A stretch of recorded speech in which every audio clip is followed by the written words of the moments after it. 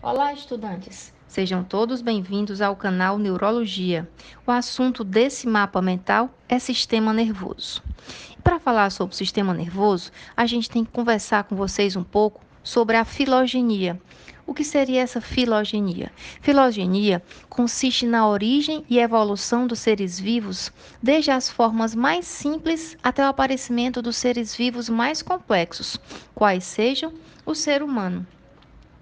Para que a gente chegue até o ser humano, antes a gente tem que conversar um pouco sobre algumas características dos seres vivos no meio ambiente de uma forma geral. Podemos então conversar sobre irritabilidade. O que seria a irritabilidade? Irritabilidade, de uma forma geral, consiste na capacidade de reagir a estímulos. Por exemplo, um ser vivo em contato com o meio ácido, ele tende a se retrair até alguma variabilidade, mas isso de uma forma bem geral. A condutibilidade, que seria a segunda característica, é a capacidade de conduzir informações para algum centro que possa vir a caracterizar ao longo da evolução do sistema nervoso. E a contratilidade? A contratilidade consiste na capacidade de responder com algum movimento a determinados estímulos. Será o que a longo prazo, ao longo da evolução, se caracterizará pela capacidade de movimentação, de deslocamento. Partindo-se dessas três características gerais, nós podemos conversar sobre um ser bastante inferior ainda na cadeia do sistema nervoso, a ameba.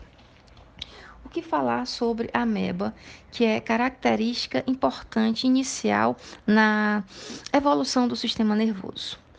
A ameba, ao ser tocada, afasta-se nesse ponto. Olha só, se tocar, essa aqui é uma imagem da ameba para vocês. Se houver algum toque aqui na parede da ameba, ela vai se deslocar. Isso aí a gente pode caracterizar como circunstância de sensibilidade. É uma característica já bem primitiva ainda do sistema nervoso, mas provando que já existia. A segunda característica importante para as amebas, que a gente pode conversar, é a capacidade de conduzir informações sobre o estímulo a outras partes da célula, determinando retração de um lado e emissão de pseudópodes do outro. Pseudópodes, vocês lembram do secundário de vocês, né? Parece que estão nas aulas de biologia do colégio. Pseudópode significa pseudo falsos, podes pés. Ou seja, é a capacidade de emitir essas terminações aqui, ó, você tá vendo, ó, essas terminações aqui. Outra característica importante aqui para as amebas é que ela conduz informação sobre o estímulo a outras partes da célula.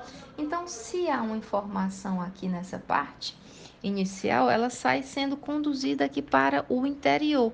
Já é justamente a condutibilidade sendo caracterizada.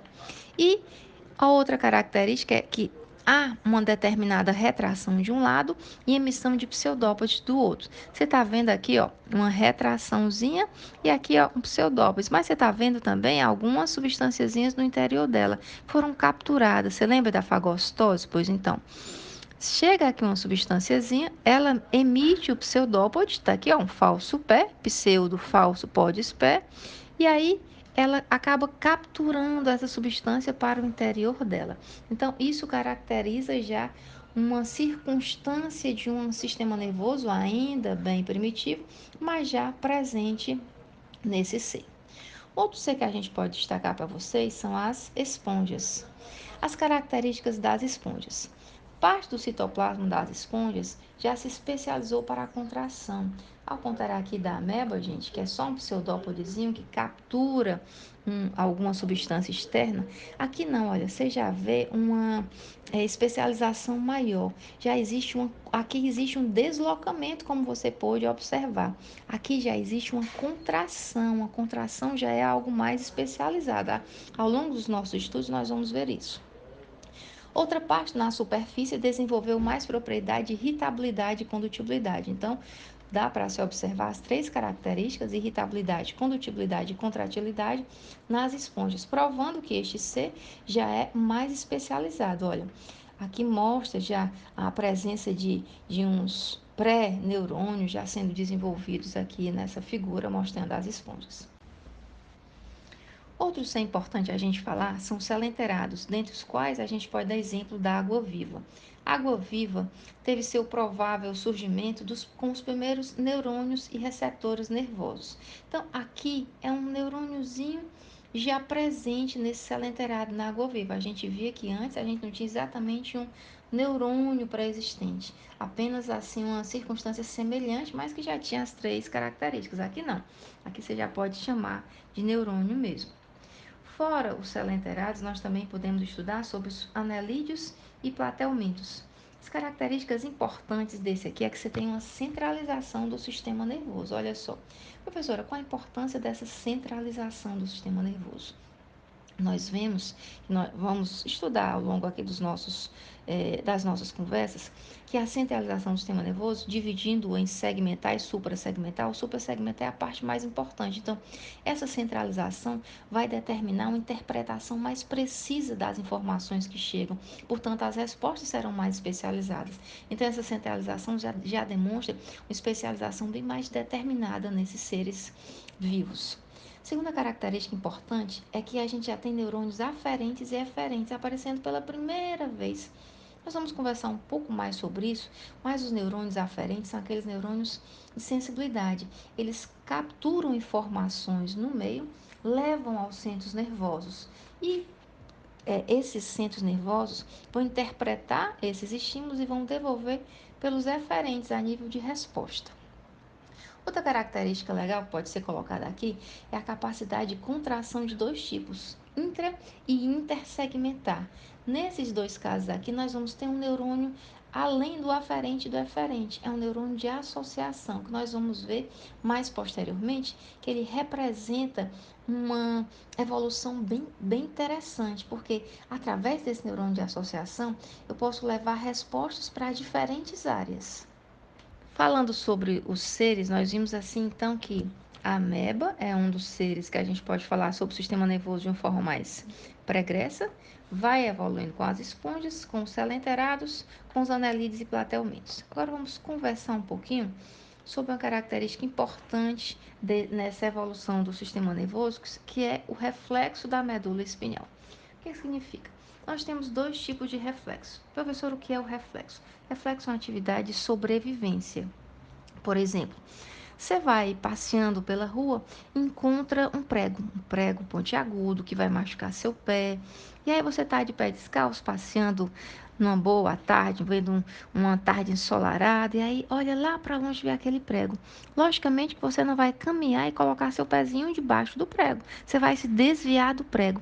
Mas você desvia de uma forma reflexa. Você não vai pensar assim, eu vou desviar do prego. Não. Primeiro você desvia do prego, por ser uma atividade de, de, é, de sobrevivência, e aí depois você reflete, eu realmente fiz isso.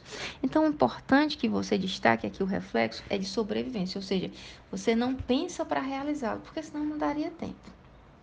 Mas esses reflexos, ou seja, essa atitude de sobrevivência pode ser dividido em intrasegmentar e intersegmentar. Vejamos então o intrasegmentar.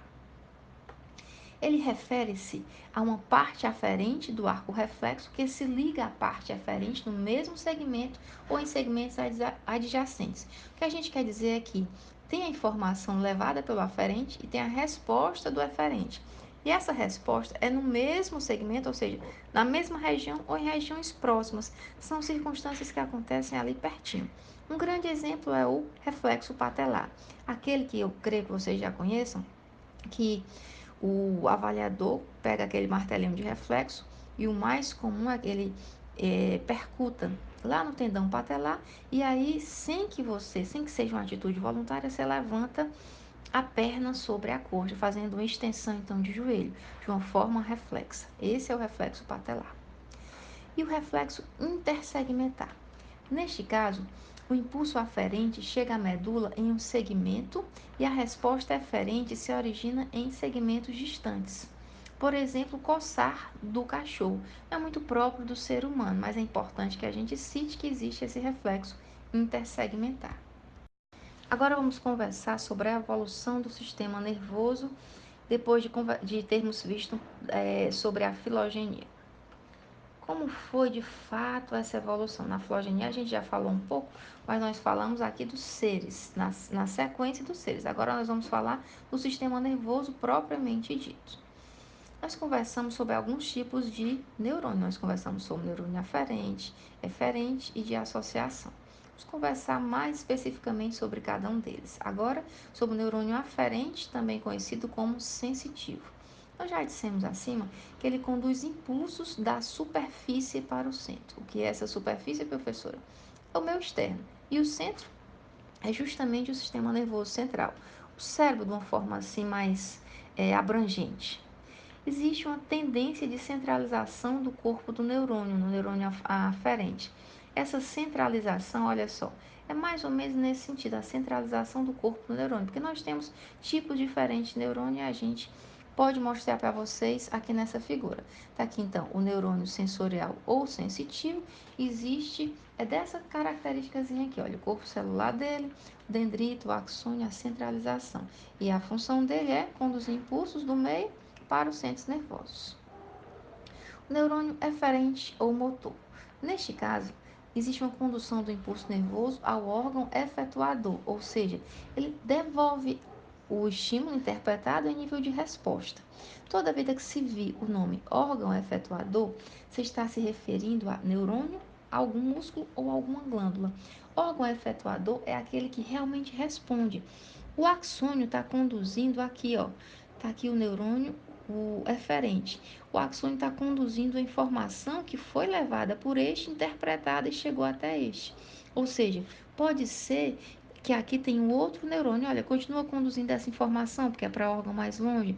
Ou então o músculo, olha, contrai, ou então relaxa. Ou para uma glândula, olha só, glândula, você vai agora liberar o seu neurotransmissor. Então, glândula, chega de liberar, já tem demais, diminui aí a sua produção, guarda um pouquinho aí. Então, essas três funções são para o órgão efetuador e são levadas por um neurônio eferente. E a segunda característica é que surgiram durante a evolução do sistema nervoso e permaneceram, exceto no sistema nervoso autônomo. Então, lembrando, no sistema nervoso autônomo nós não temos essa característica de neurônio eferente. E sobre o neurônio de associação ou interneurônio ou neurônio internuncial. Ele é bem interessante porque ele mostra uma grande evolução do sistema nervoso. O neurônio internuncial de associação, que é mais conhecido, situa-se entre o aferente e o eferente. Olha só, neurônio eferente e o neurônio associativo ou de associação. O mais interessante é que se observe que ele torna possível a grande variedade e complexidade das respostas frente ao estímulo nervoso. Como assim, professora? Está aqui o corpo celular, está aqui o axônio dele. Ele está aqui, ó, emitindo uma comunicação com o neurônio eferente, mas ele pode puxar aqui, ó, uma outra alça do seu axônio e informar uma outra circunstância aqui, como a gente vai ver mais na frente. Então, a importância desse neurônio é que ele leva informações para outros locais. Quer ver uma coisa bastante importante? Quando aqui a gente tem, por exemplo, você vai fazer uma contração do músculo bem conhecido, bíceps braquial. Contrai o bíceps, relaxa o seu antagonista, o tríceps, para que você faça uma flexão do antebraço sobre o braço. O mais interessante é que, para que o bíceps contraia, o tríceps tem que relaxar.